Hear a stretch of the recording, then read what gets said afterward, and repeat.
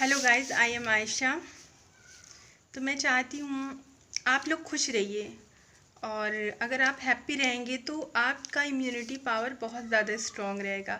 बाकी मैं hospital life की बातें बाद में करूँगी। और यहाँ पे मैं कुछ लाई हूँ जिसका शीर्षक है माँ के संस्कार मुझे विद्रोह से रोकते हैं। ये कमलेश्वर जी का है। उनकी जीवन के बारे में मैं बताना चाहूँगी कि कैसे कोई एक गांव से निकलकर कैसे आगे बढ़ता है, कैसे क्या करता है।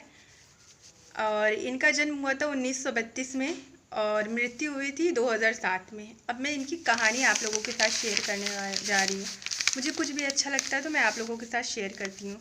तब तो मुझ में इतनी समझ नहीं थी। जब मैं मैनपुरी जैसे बेजान कस्बे में रहता था, वहाँ कुछ बदलता ही नहीं था, भविष्य दिखाई नहीं देता था। जो कुछ था वह वर्तमान ही था, एक रुका हुआ वर्तमान। पर सन 1942 के भारत छोड़ो आंदोलन से यह जरूर एहसास हुआ कि आज़ादी कोई ऐसी माकूल और ज़बरदस्त चीज़ है जो हमारे पास होनी चाहिए, और यह कि गुलामी ने ही हमारे वर्तमान को दिशाहीन बना रखा है। इसी कारण भविष्य लापता है, और शायद तब लापता भविष्य की तलाश में कहानियों का मेरा ये सफ़र शुरू हुआ। कहानियों के नाम से इन्हें मैंने बाद में पहचाना, पर कहानियाँ मेरे लिए डायरियों का ही अंश रही हैं। शायद वह सब जो मैं दूसरों को कह के नहीं बता पाता था, उसे मैं अपने लिए दर्ज करता रहता था। दूसरों के विश्व युद्ध का ज़माना था। सामंती घर बुरी तरह ढह चुका था। होली दिवाली पर माँ अपनी कोई पुरानी सहेज कर रखी हुई सिल्क की साड़ी निकाल कर लाती है और घंटों कतरन का अंदाज लगाती।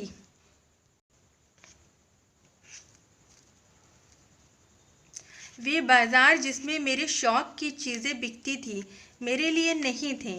बड़े भाई जब अपना पेट काट कर कुछ रुपए बचाते थे तो उन बाजारों की एक निहायत संकरी खिड़की मेरे लिए खुलती थी और फिर साल भर के लिए बंद हो जाती थी।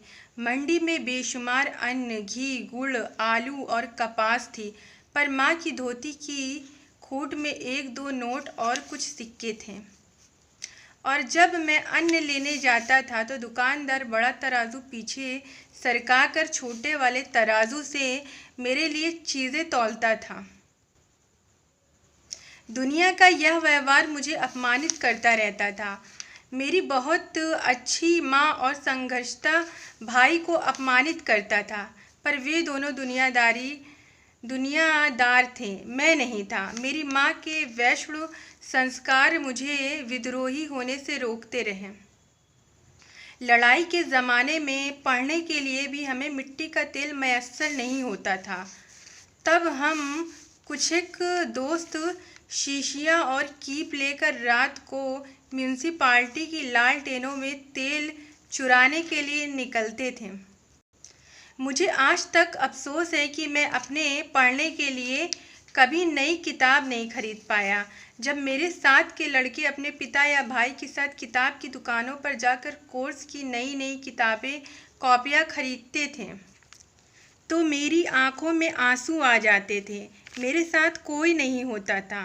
3-3 दिन में भूगोल की कक्षा में नहीं जा पाता था, क्योंकि राम बाबू जैन की दुकान से दुनिया का नक्शा खरीदने के लिए माँ से पैसे मांगने की मेरी हिम्मत नहीं होती थी।